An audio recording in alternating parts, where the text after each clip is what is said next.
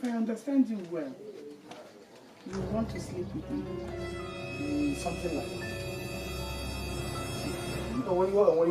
Chief, God have mercy upon us. it is a sin against me, against your wife, and against God. I will not do it.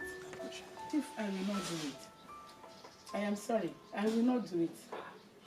Is it because of my poverty that you have decided to just rub it on my face like this? I am sorry, I cannot do it. Thank you very much. Thank you, Chief. come, let's move. Weber, what is it? I don't want peace. Chief, I want problems, always. Because of my poor nature, you want to take advantage of my situation. No, now. It is not good before God and man. It is not good. Keep your money. Keep your money. Poor. But I want to tell you something. Breathe. My son must go to school. Wait. Don't suffocate them. Okay, so you are leaving.